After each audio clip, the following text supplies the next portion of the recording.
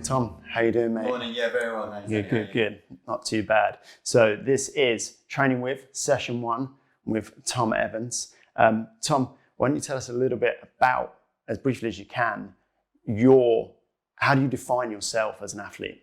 So I think for me, we take a big step back. At school, I was very sporty, played everything, and loved and enjoyed being fit and enjoyed fitness and went to the gym quite a bit. Left school, joined the army. The army is very, the army's fitness scheme is very old, used to be very old fashioned. And it was very much generalist training, baseline training. I then left the army last year to become a full-time athlete after having some success in a fair few ultra races that completely came out of the blue. And I sort of found when I was then able to train specifically and add in that keyword specificity, I was able to achieve things that I didn't think were going to be possible coming from such a generalist background. So I think for me as an athlete, I would say I was very much a generalist athlete, but then with a specific training cycle or specific training block, I'm able to achieve things that maybe at the beginning of that cycle, that block, I didn't think were going to be possible. Cool. So just so people can understand the kind of specifics of what you do and what you've done, what are some of like the biggest achievements you've kind of had so far in the athletic sphere? So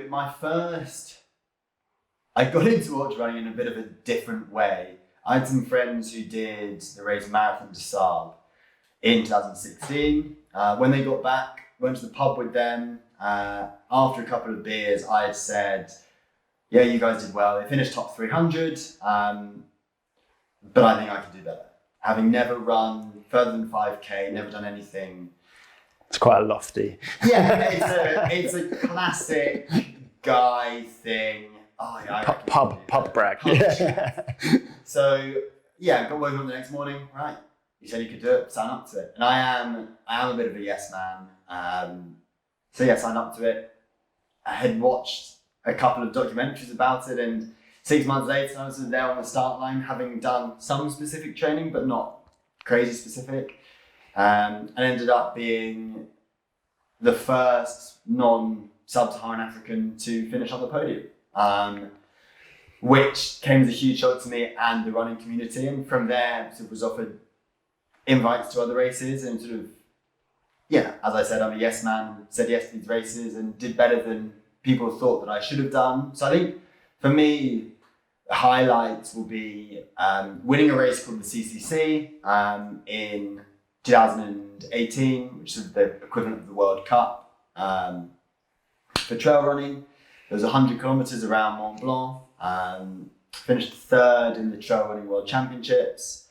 And then I think for me, sort of just the last 12 months has been, for me, coming from a generalist background, for me the last 12 months, having raced for England in the half marathon, and then going to the US, racing 50 miles on the trail, 100 miles on the trail, and then qualifying for Great Britain for 10K 2 months later, and now coming out of lockdown, so they've just come second in the British 5K road virtual time trial. So for me, being that diverse athlete, I think is probably, for me, that's the biggest compliment.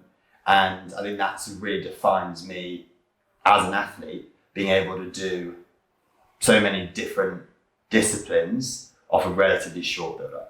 Yeah, so you've obviously there just explaining that you've gone from 5K to 100K and back in a pretty short time frame. Is there, beyond just wanting to kind of explore the different disciplines, to be able to go from one to the other, they're seemingly quite polarizing to a lot of people? That's going to seem fairly almost superhuman. Is there some sort of a philosophy, or is there an idea behind the difference in disciplines or the difference in distances that drives you? I think, motivation wise, I'm a very motivated, I'm a very goal orientated athlete. Like when I set a goal and that's in my sight, it's like nothing will come between me and that goal. And I guess I should just come up with these sort of slightly wild ideas that if you can improve, if your 5K can be quicker, that then means your 10K can be quicker, which means your half marathon, and then going on can be quicker. So I guess for me, yes, trail running is where I want to specialize, and that's where I want to be as good as I possibly can be. And I think in trail running at the moment, it is possible to be the best in the world. Whereas I think with marathon running, that's probably not going to happen. And yeah, I think for me, having these goals that change and keep training exciting is really important, because as an endurance athlete, to endure, the definition to endure, you are doing something difficult for a long time. There you go. That is probably the most basic definition of endurance. And it's tough. Endurance training is tough. And to be able to make training more enjoyable and a little bit different and mix it up is really important. And I think by changing goals and having such drastic goals does keep training fun. At the end of the day, bringing it down to in the most simple form, running is running. Like if you have good biomechanics, if you have done the groundwork, then you are able to do it, and you're able to do it well, depending on what your goal is, and you are able to achieve that goal, be it running, doing your first couch to 5K, or it's breaking 15 minutes for 5K. Like running is running. Like if you and all running you're trying to do in a race is you're trying to move your legs as quickly as you can for a certain amount of time or a certain amount of distance, be that 100 meters or 100 miles. So I think, I guess for me, it makes a huge difference being able to do these different events. I think coming from my background of playing rugby, playing hockey, playing cricket, then being in the military and doing CrossFit and sort of that functional training, to then be able to come into running and you've got this sort of base fitness, you've built this foundation and never raced. But my foundation training has been 10, 12 years long. And now doing the specific training, you can achieve things because you're coming from such a great base. And other athletes have spoken about it and have done it before. Maybe not with running, but sort of more sort of in the fitness side of things. But it's possible to, if you're coming in with a good foundation, it's possible to build on that and train really specifically for a relatively short period of time, and to achieve something that you didn't think and other people didn't think was possible. Right, so that's really interesting, because I know for a lot of people, they're obviously going to look at endurance quite specifically and maybe set a distance after which, you would call it endurance training, whereas you subscribe pretty much the same definition as I do, that endurance is your ability to endure or suffer through something, which is as true of 100 meters as it is of 100 kilometers. But I think for a lot of people, they're going to see a 5K trail race and a 100K trail race as different as football and rugby.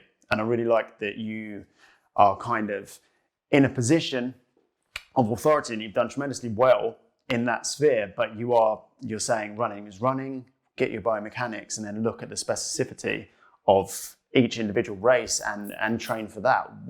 How much of an effect would you say the non-running work you do has had on your success? I think a huge amount, and using that example, running is running. If you look at whenever someone gets into the gym to start, even if they are incredibly strong, it's all about getting technique. If you've got the technique, you can then improve pretty quickly, and you can lift more. If you take powerlifting, for example, or weightlifting in the Olympics, the guys and girls who are lifting the heaviest weights aren't necessarily the strongest. They are probably 9 times out of 10, they're probably the ones that have the best technique. And you see it with running, and running is quite an easy one because it's very accessible to do. And you'll see some people running and you'll be like, oh, they've got really good technique. And you see someone else running and you'll be like, oh, their arms doing this, their legs doing this. And for me, it becomes someone who can run and like to think that I have a good running technique. When I go in a swimming pool, yes, my endurance is very good. If I go in the swimming pool, my swimming is absolutely atrocious. I think we can all relate to that. But you see people just cruising by, making it look effortless, and like, oh, it's all about technique. It's like, well, how is there is no difference between running and swimming because it's all endurance based. Energy systems using the same energy systems, and the only difference is the technique. If you've got the technique, it's easy. If you haven't, it's really difficult. And I think it's exactly the same. I think it's exactly the same with running. And I've suddenly forgotten your question. The work you do outside of actually running. I think you're onto a great point there. And I'd just like to say, I think possibly because running is something that, if you're able-bodied, we all do it, and we all do it from such a young age. That do you feel like people become complacent and they think it's just innate, and running is running, and maybe lose sight of the fact that there's things that can be done here. Like you say, you go in the gym, if you've never bench pressed or squatted before, you're 9 times out of 10 going to ask someone to demonstrate how to do it so you get it right. But would you say that there is an idea, perhaps innate in people, that they believe running is something natural, so they don't really ever consider improvements in technique? I think so, and I get 50-50 yes and no, which is the most, like there is no secret handshake, no secret, or if you twist your ankles 5 times one direction, 7 times the other direction, you're going to be an amazing runner. Like that, sadly, doesn't exist. Yeah. And if it does exist, let me know because I've not. Well, I'll keep looking anyway. And like, yes, running is very innate. It is, your running style will be different to the next person's because of your limb length and your foot size and the ratio between your arms and your legs and the ratio between your radius and your ulna compared to your humerus, and it is very different, and people do look different, so you shouldn't all be the same. There definitely is not one size fits all. If you watch a video of the 10,000 meters from the Rio Olympics, guys who finished first, second, and third have all got a very different running technique. None of which is significantly better than the other one, but it's different. So I think trying to be something that you're not is not going to happen. One, it's not going to happen overnight, but there are certain things with the technique that can be improved that also won't happen overnight. Because if you're 25 years old and you've been running for, let's say, 23 years, because even as a toddler you're trying to run, your body will have adapted, and there have been adaptations. Like, oh, your stride length isn't very long, so actually you're going to be really tight at the hips, or like, which came first? You tied at the hips so your stride length is not long, or is your stride length not long because you're tight at the hips? So yes, there are certain things that you can do to improve a technique, and like one of those, for example, is cadence. There is a disproportionate amount of elite runners run in and around 180 strides per minute, and you compare that to your sort of mid-pack runners who are probably more like 160 or 170. So something with cadence, pretty easy to train, is reduce your stride length and increase the amount of steps you take. Yeah. But that's going to be because your body has got so used to doing something, you've almost sort of plateaued at a cadence. Yes, it's not performance related, but it's still a plateau. And it does take a bit of time to get used to. So yes, there are certain things that you can do to improve your technique. Yes, it's not going to happen overnight, but also the way that everyone runs, the way that everyone moves is slightly different, and what works for one person may not work for another person, which is a super annoying answer because I think in today's society, and I'm exactly like, I now don't order anything off Amazon unless it's Amazon Prime. Like I don't like waiting 2 days to get something like that. And I think we've got very used to this. Oh, do this exercise once a day for a 6-pack in 3 weeks. It's like, well, that's probably not going to happen. Yeah. Like, let's be slightly realistic about this. And if you're now sort of sat at home and you're a 20-minute 5K runner and you've been running for 5 years, it's very unlikely that you're going to go to Tokyo Olympics in 2021. It might happen, but it's maybe not that realistic. And I think for me, like, it's that hard work beats everything else, and then going a long way around to come back to the original question, the stuff from outside of the gym. It's everything that just adds to it. Like we've sort of already defined endurance, to be able to endure something for a long amount of time. If I'm training for a race that's 15 hours long, say 100 miles, 15 hours, then I'm not going to be running. The running can't all replicate it, because that would be impossible, because you just can't train that much volume and be consistent. So there are other ways you can do it outside of running. And if you're based in the UK and you're training for a mountain race, like I am a lot of the time, there are certain things that you can do to improve. So let's say you want to work on your downhill running. Downhill running is really tough and batters your quads, not bad for your knees if it's done correctly, but you're going to completely smash your quads. But you may want to run the day after, but actually if you've focused on downhill running, then you're going to be too tired, and that's when injuries are going to start to happen. So actually you can replicate that in the gym, and that's typically what I do a lot. And I think if I am in a sort of huge endurance block and I want to be training, say 35 hours a week, then instead of my gym sessions at the moment take 45 minutes to an hour tops, and that's including mobility at the beginning and a bit of mobility at the end. But the actual lifting phase is going to be more like 35 to 45 minutes. Whereas if I'm in a huge endurance block, actually I might make my gym session last 3-4 hours, because one, I'm testing my body and I'm doing maybe a little bit more volume in the gym, but not a huge amount more, like still a sensible amount. But actually I just want to, whether it's suffering for a little bit longer, or it's spending a little bit more time on my feet, or it's being able to practice my nutrition and not sort of be sat down on the sofa and just trying to replicate racing a little bit more. So yeah, I think all of that stuff does add up. Like with me, my training, everything serves a purpose, because as an elite athlete, and people always ask like, oh, like, do you still love running? It's like, yes, I do love running, but I would never, at this stage in my career now, I'd never be like, oh yeah, I'm just going to go out for a jog. Like that, when people are like, oh yeah, I've had a really stressful day at work, I'm just going to go out for a jog and it's going to clear my mind. Like for me, a lot of the time, I'm actually more stressed when I come back from a run, because it's not a run, it's training. That is my job. When I lace up and I step out the door where I've got headphones in, like, you got to work. This is work. This is leading to whatever the goal is that you set yourself, whether it's winning a 100-mile race or it's going to the Olympics or whatever it is.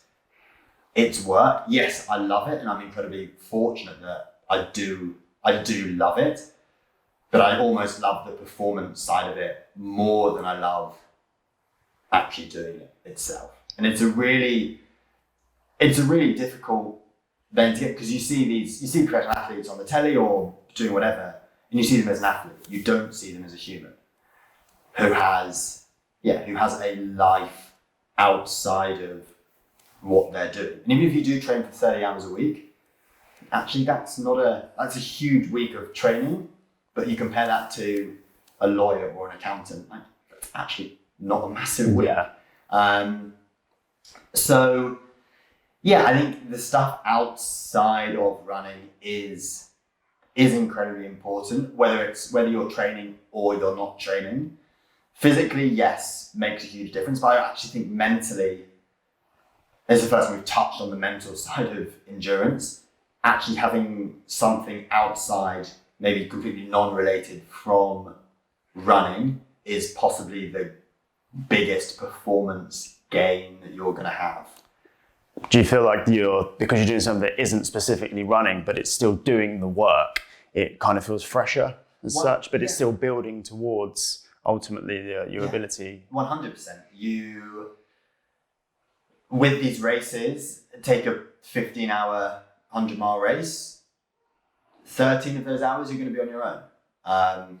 And it is really tough and it is really challenging. And you do have to be used to spending time on your own. And whether that's, you've gone and done your long run, you've come back and actually you want to carry on. So you've done straight into strength conditioning work, or you've gone straight into 2 hours on Zwift or something. Because it's those sessions, one, that are going to make the difference physically, but then even more so that's what's mentally gonna keep you going. Like the way that we've, sort of me and my partner Sophie, the way that we've sort of set our life up here, like half the house is dedicated to training, the other house is dedicated to being at home. Because you're humans at the end of the day. And we've got dogs, we've got chickens, we've got all sorts. And yes, training is the job part of it, and we very much try and differentiate between training and home life. Like, yes, we speak about sport a lot, but when we're training, and it's serious, and it's not, oh, let's just go for a nice little jog. It's very much right. Even if it's an easy recovery run, that's the purpose. Everything serves a function.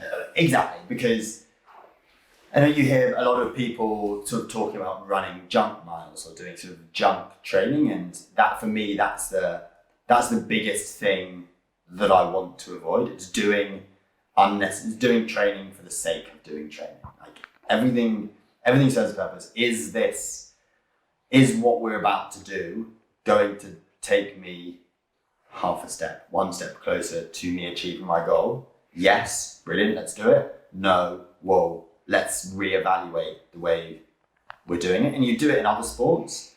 Like you wouldn't, if something's not working for a football team, you're not just going to keep doing it and keep doing it and keep doing it. Like it's proven it's not going to work. So actually, you stop. You come back to the drawing board. Right, let's try it like this.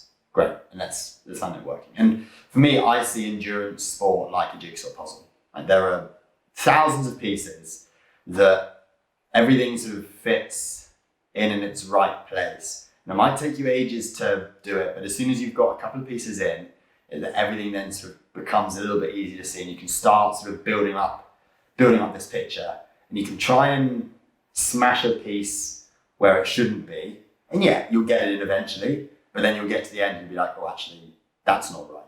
Something needs to change. Yeah. Or you take your time, you look at it, you have to sort of like plan it all out, be like, right, these are the corner pieces, this is what I need to do, and then everything sort of just slowly all comes together. And I think in endurance sport, that's it. Like, it's endurance, it takes time, and you just can't rush. And things like my build-up's typically like 16 weeks of solid training, really specific to that race or that goal or that challenge that I set myself. And yeah, you just can't rush it. And yeah, like I said, everything serves a purpose, be that it's in the gym or it's actually I'm taking a day off and we're going to go somewhere with dogs, we're going to go do something completely different.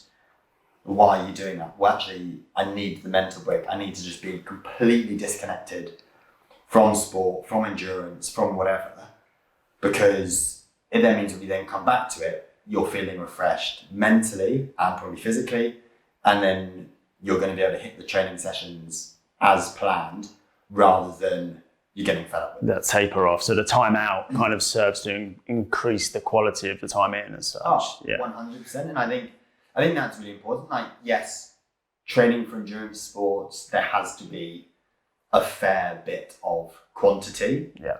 It's endurance. Take it up. Like you're gonna have to spend time on your feet or on the bike or whatever you're training for. But also a lot of people neglect the quality because they think, oh, you're an endurance athlete, you just have to run slowly for a long period of time. It's like, well, yes, historically that's probably how it's been done, but for me, the leave no stone unturned approach and being faster, being able to run a quick 5K and a quick 10K and a quick half marathon, actually for me have made a massive difference. And I think that's for me what sets me apart from the other athletes. You take an athlete who's lived in the mountains for their whole life. Yes, they're going to be a very good mountain athlete, and a lot of their strengths are going to be from the mountains. But actually, if there's a 5 or a 10K flat section at the end of a race, how comfortable are you going to be there? So you've got to play to your strengths, and whether you're sort of born into that or that's how you've adapted to nature versus nurture, and you've almost got to work out what your strengths and weaknesses are, like what the opportunities are from a certain race, what the threats are from a certain race, and then like, right, well, that's what I can do to train for this. Like, yes, you're not completely thinking about what your competitors are doing, but actually like, well, I'd back myself on a non-technical downhill against any athlete in the world after running 100 miles. Like, I still think I could run a 35-minute 10K after running for 150K. Do you feel like it's your generality and the hybridization of those different distances that enables you to actually know your weaknesses in specifically in the longer races where you've taken some time to train for and do well and be competitive in these different distances? Do you feel that gives you a different insight into the longer races that the guys who just do long races kind of are missing? Yeah, 100%. And because I've not been in this sport for a very long time, I'm having to learn pretty quickly. And I think every race offers and every training session offers ideas to learn. I do a diary every day about how my training went and what I learned and what I would improve on for next time. Because you can always improve on one thing. Even if you think you've had the most perfect day or the most perfect session, actually you could probably improve a little bit with it. Whether that's actually I'd waken up 10 minutes early because I wish I'd done more foam rolling on my calves because the day before I did this session and I'm feeling a little bit stiff. And I think it's just given me that opportunity to learn. And I think, yes, running is very physical, but actually the mental side of it is incredibly important, and being able to constantly learn and constantly improve and constantly better yourself, I think is really important. And it does give you that way more all-round athlete. Whereas, you take a 5,000 meters on the track, it's very much every lap I'm going to run 65 seconds or whatever it is. Whereas actually then take a trail race where it might be 100 kilometers with 6 big mountains in the way. Like, it's broken up so much, so actually strength and weaknesses really do come out during that race. And there are so many uncontrollable factors. You can't be as sort of analytical about it as you would on the track. Precisely. Right? So, and then with all of the external factors, you're like, right, well,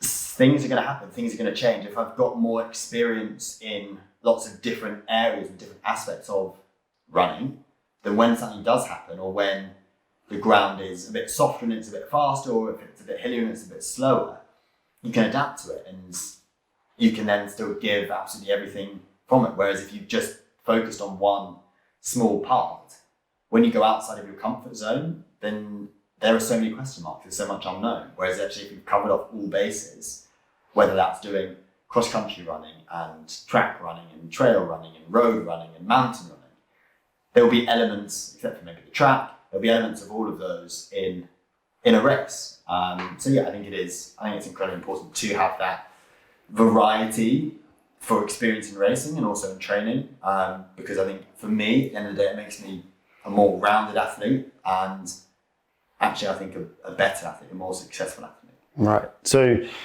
I know it's going to be pretty hard to quantify, but I think people are, as you've said already, tempted to lean towards the idea that to run, you run. To get good at running, you run more.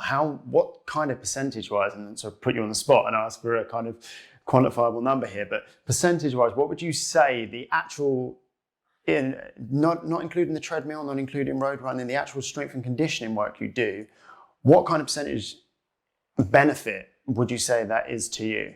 So I think talking numbers, for me, my typical training volume, and I know that people love stats, typical training volume for me is around 100 miles a week of running, which is about somewhere between 11 and a half and 12 hours of solid running per week.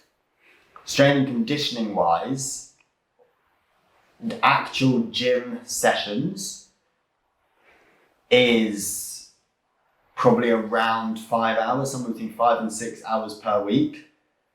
Mobility and conditioning is probably another 5 or 6 hours a week. So very quickly, my strength and conditioning, my mobility and my conditioning, hours-wise, is pretty much exactly the same as my time actually running. So you're almost at a 50-50 split. Pretty much at a 50-50 split of time-wise. Yes, running, in order to improve your running, in order to improve your performance in a running race, you're going to have to improve your running. Fine. I'm not arguing that at all. And that's going to be and improving the running, that's going to be the 1%, the 2%, maybe up to like 5% of improvements. But for me, genuinely, like the strength and conditioning side of it, and the mobility side of it, for me, endurance sport is all about consistency. Consistency is the key to success. Like, yes, it's not going to guarantee it, but it is going to, if you're able to train for longer or be able to train undisrupted for longer, you're going to perform better. And for me, part of the strength and conditioning is to be more mobile and for my muscles to be better recovered and to be more ready for the load that running is going to put on it. Yes, I don't want to wake up from the day after a gym session and be like, oh, I can't run today because I've done too much. Because yes, running has got to come first because you're a runner. Having said that, the strength and conditioning has allowed me to be consistent. And I can, if I start feeling I've got a bit of a niggle in my hamstring or something, if I take 2 days off running load, and I actually really focus on, maybe I have 1 day doing lifting. So if I've got a hamstring niggle, I might be like, right, well, today I'm going to do 3 sessions of strength and conditioning during the day, and each session is going to be, I'm going to do 10 reps, 4 sets, single leg, kettlebell, deadlifts. And just do quite a bit during the day and really load it. And then the next day, it's all going to be isometric. Typically on that 3rd day, I wake up and be like, yeah, there's a bit of DOMs in there, but the niggle's gone. And I think people don't see strength training in that way. Like strength training has solved so many issues. And so I think that's one side of it. And then the next side of it is, like we mentioned earlier, you can train for a specific race by spending a bit more time in the gym. And a lot of people will say like, oh, you're an endurance athlete, surely you're doing like 100 reps of something. You're like, well, no, because actually, if I'm taking 180 steps per minute, so 90 steps on each leg. So to replicate every minute of running, I've got to do 90 single leg calf raises. I probably can't do 20 single leg calf raises and do them well. For me, strength and conditioning, for me, is about muscle fiber recruitment. What I want to do is to make my body as efficient as possible in recruiting the muscle fibers when I need them. Because actually, if you're in a trail race and you're climbing up a mountain and there's a bit of a ledge that you've got to step up, that's, let's say, oh, it's the same height as a box, roughly. So actually doing a box step up, funny enough, that is exactly the same movement that you'd be doing on Mont Blanc or trying to climb up Kilimanjaro as quick as you possibly can. It's exactly the same movement. Or if you are doing a race that's got lots of downhill in it and you think, oh, actually I can do like a rear leg elevated split squat. Because, oh, funny enough, you look down, it's like, oh, that's the same position I'll be in when I'm running. And actually, I'm conditioning it. What I'm doing is I'm teaching my muscles to be like, if it's starting to happen, like, oh, actually, 100% of that muscle and those muscle fibers are now going to be recruited. So it spreads the workload way more.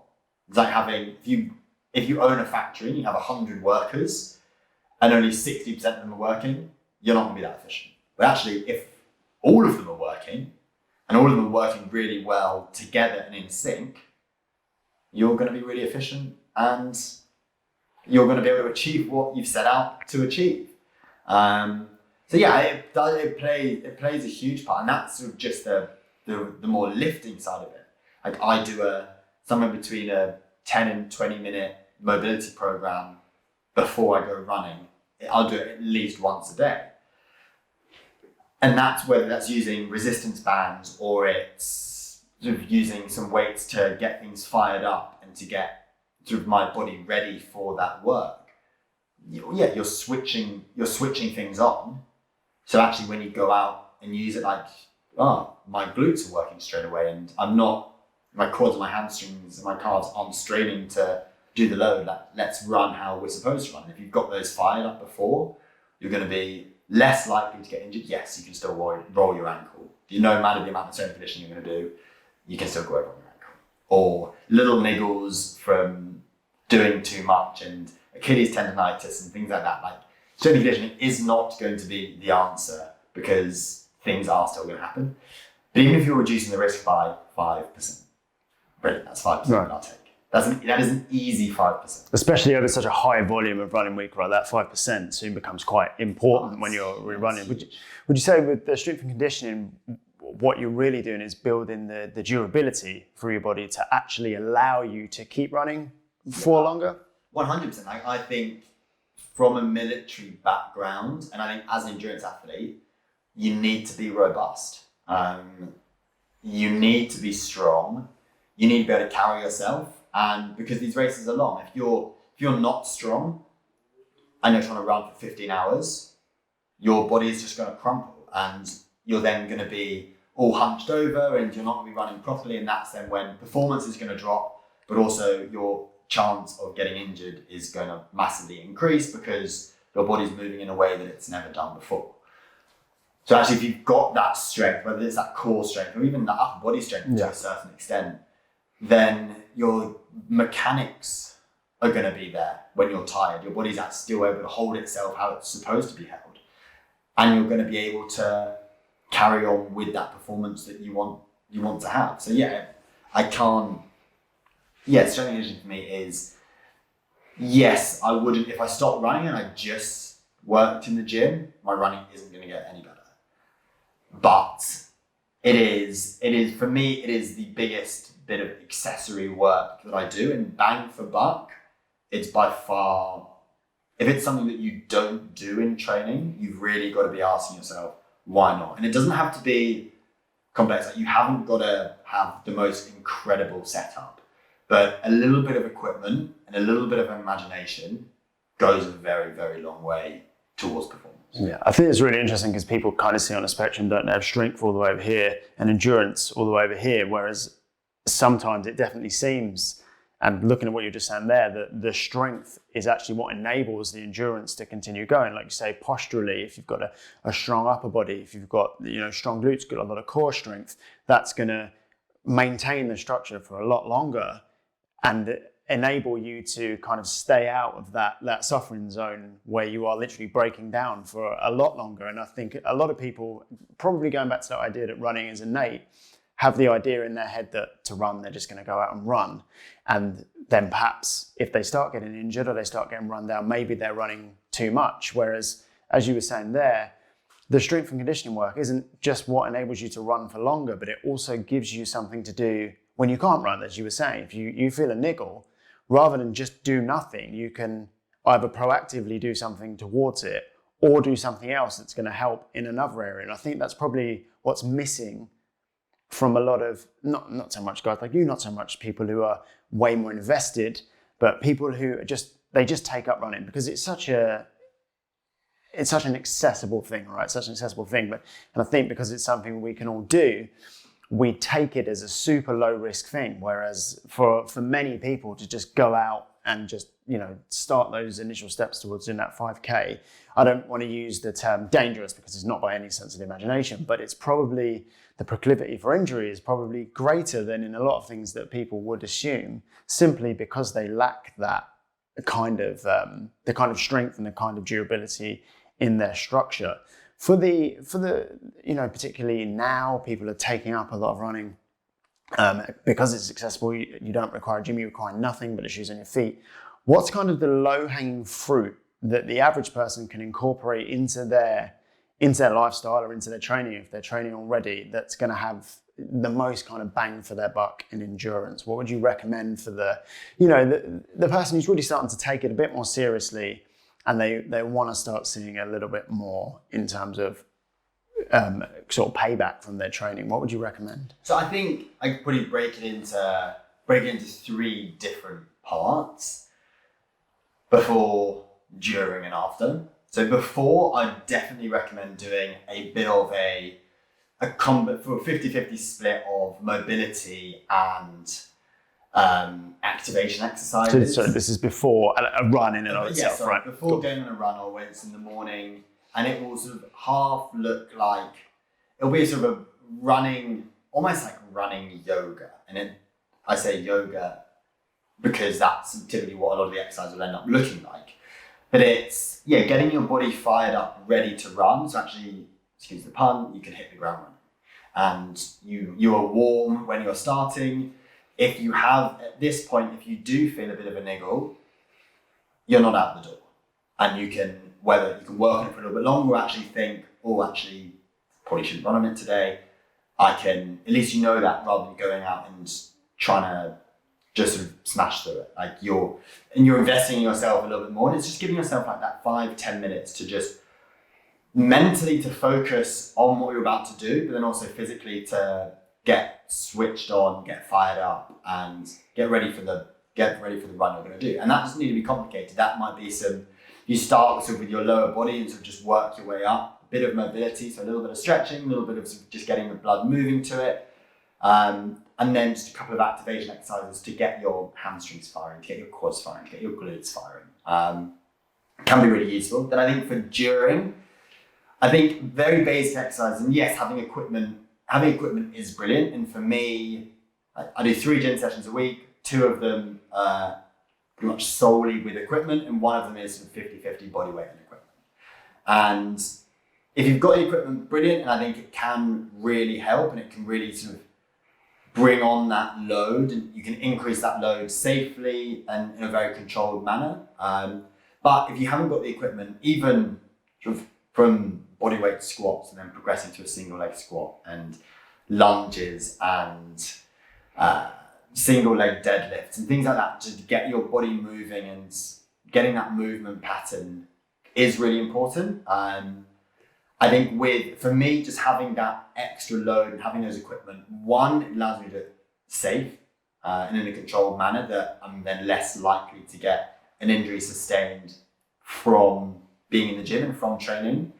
And then secondly, like we spoke about, it is that I am trying to teach my body to recruit maximum amount of muscle fibers. And in order to do that, you have to almost shock your body. So it's by lifting more weight, and it's by doing something that's putting your body under more stress than it normally is.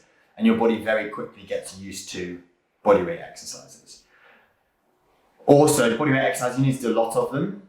Let's say I was doing bodyweight squats, I probably would do, let's say, 30 reps, for example. Like that's quite a lot of load. That's a lot of motion for your joints to do, especially if you're running for 12 hours a week.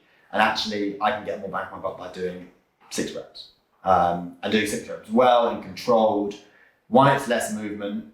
2, my body is then learning to recruit those muscle fibers. And 3, it's controlled.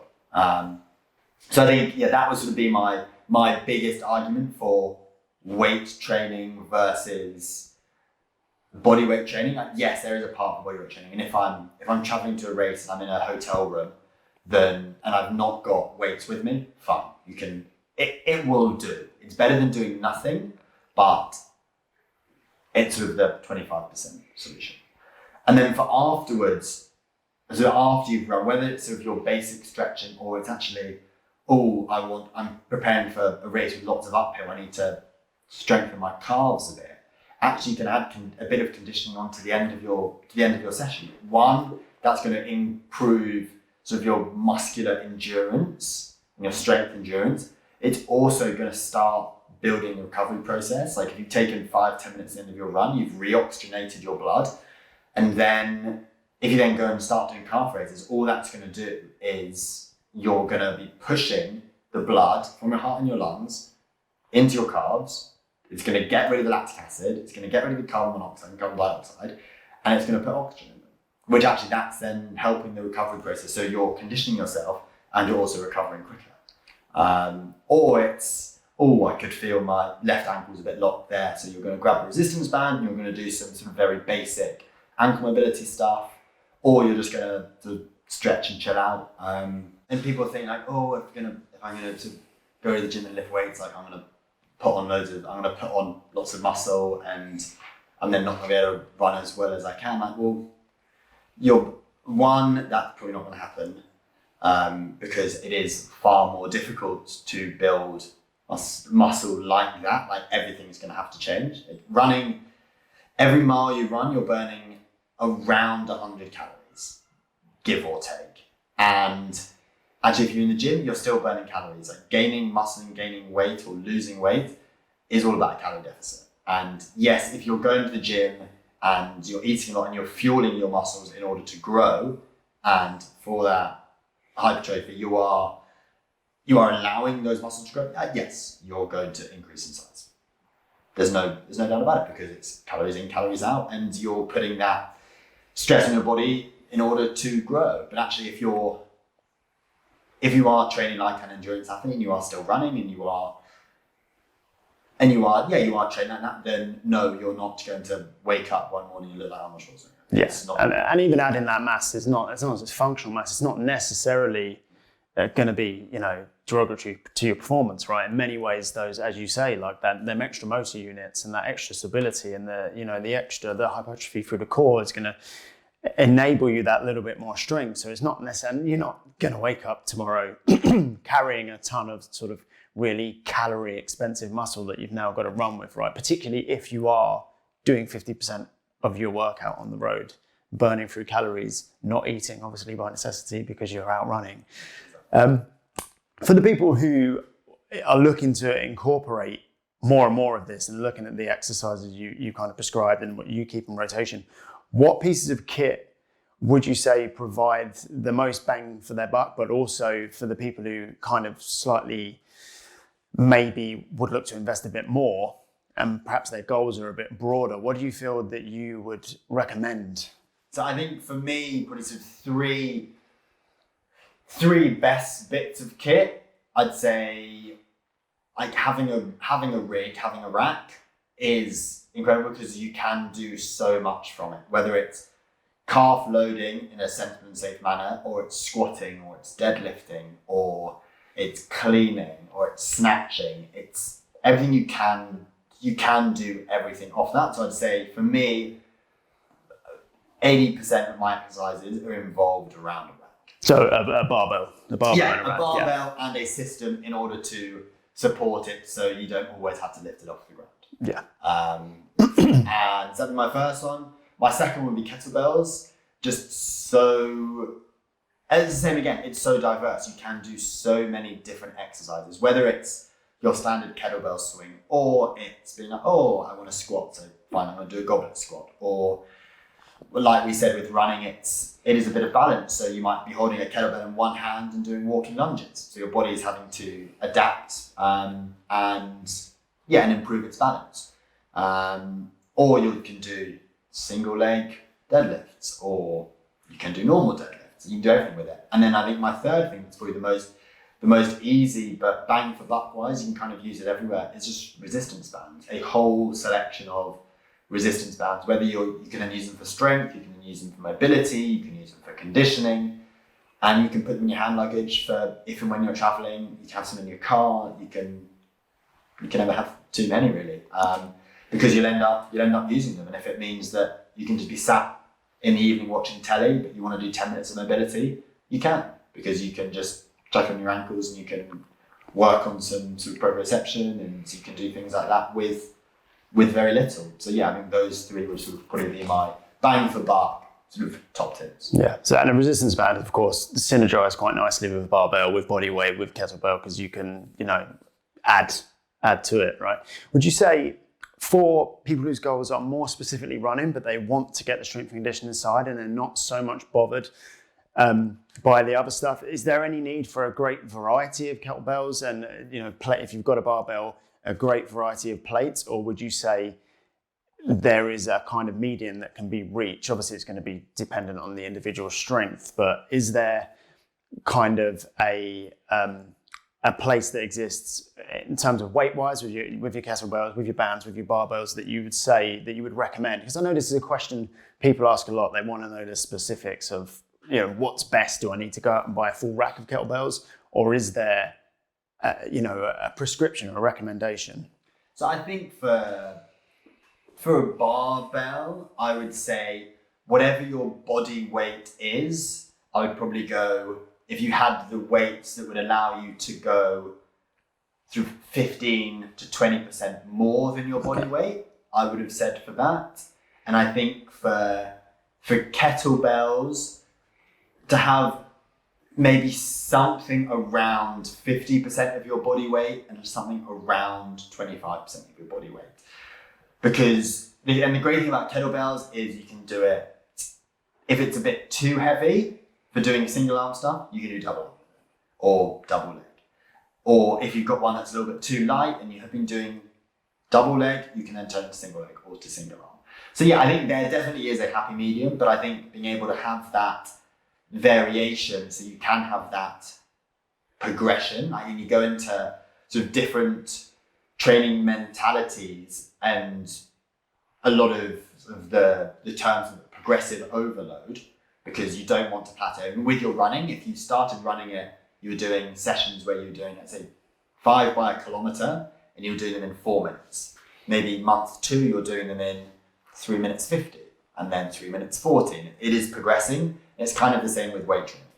Whether you start with, you're doing a deadlift with 50 kilos for month 1, and you're maybe upping your reps, or you're taking more time on it, or the way that you're doing it, but actually there will become a time where you think, actually, I'd like a little bit more weight. And I've made those adaptations for this weight. I've mastered the slightly lighter weight, and now the way that I'm going to have progressive overload, I've slowed the exercise down, I've done more reps. Actually, the next easiest way to get progressive overload is by adding a little bit more weight in. Or is your technique perfect? Is your range of motion as it should be? Or if you've got, like you said earlier, if you've got resistance bands, you can incorporate resistance bands into that as well. Yeah. And a lot of people are now using like weighted vests. So that'd be another way of getting around it. I've not incorporated a weighted vest into my training at the moment. That doesn't mean to say that I won't. There is lots out there, and I think it's just trying things that work for you with your training and your lifestyle, and just never being afraid to say why not? Why not try these things? So yeah, I think having a good range is brilliant, but that doesn't mean you have to have, if you're a 70 kilo athlete, it doesn't mean you have to have 250 kilos worth of equipment and to have to remortgage a house and things, because actually that's not relevant for you. But having said that, if you are a 110 kilo strong man, you're going to need a lot. Yeah, I think that's quite a good point, because I think a lot of people that perhaps take up running and then don't want to maybe look at investing in the strength and conditioning side, it might be because the assumption is, because of how commercial gyms look and because of how professional setups look, the assumption is you're going to need thousands and thousands of pounds, an array of dumbbells and kettlebells and bumpers. And kind of what you're saying there, for an 80 kilo man, if there's not a huge return on doing much work above 120% of body weight, that then means you don't really have to invest in that much weight. And the same with the kettlebells. If you're looking at something that's between 25 and 50% of your body weight, that's one kettlebell, right? It's not an entire range that might kind of be off-putting for people who are looking at adding something into their training to make them better at running, which is, effectively free for the most part. They don't want to be spending thousands and thousands of pounds. And it's, to hear someone like yourself say, actually, that's not the necessity. The necessity is to kind of go to your peak of what you need and go from there. You could achieve a lot with one kettlebell. Let's say that's 40 pounds on a kettlebell and a bag of resistance bands. Yeah. You could achieve a lot. Yes, it might not be as specific. You might be able to achieve more with a little bit more. But actually, to start out, one, it takes up hardly any space. it can live, a kettlebell can live behind a door. It can live. It's a great doorstop, actually. Yeah. And then the bag of resistance bands can also go anywhere, and you'll end up leaving them around the whole house, and people trip up on them, and dogs will sort of chew them, but fine. Yeah. You can get a lot of bang for not so much buck, and I mean for me it's an absolute no-brainer. So you would say strength and conditioning for the average runner is much more available and much more accessible than might be perceived, particularly training from home. 100%. Yeah, and from training from home, like, do you really want to go to a gym? If you've had a tough day at work and you want to do 20 minutes of gym stuff because actually that's going to help your running, or you want to add a bit more conditioning into your calves because you've got a bit of a niggle, then you can achieve that from home on the bottom step of your stairs in a kettlebell. Yeah. If you can achieve that from here, your family life is better. Like, yes, it's easy to differentiate home life between gym life, but it's part of your life, and actually you can do it with your kids in the next door room, and you still sort of feel like you're at home. And for me, it's made a huge difference mentally and physically with my performance. Yeah, I mean, what you're achieving from your home gym is obviously phenomenal, and I'm a big believer that the extreme informs the mean. So if someone like you can achieve, obviously you've got a fantastic setup, but it's not way out there. It's not I don't think if a person looks at your accomplishments, they're going to see something. It's kind of like that Rocky IV Ivan Drago. They're going to see you in some picture in some really high-tech facility, whereas actually a lot of people whose goals are very everyday kind of GPP, just trying to stay in shape, actually have a lot more kit than you. So I think if we look at what you've achieved, I would say definitely that S&C for running for the average person is way more accessible than might be perceived. Oh, 100%. I think you can achieve so much with so little, and I think it's an absolute no-brainer for me. Brilliant. This has been Training with Tom Evans for Bulldog Gear. Tom, thank you very much. Thanks very much. Cheers.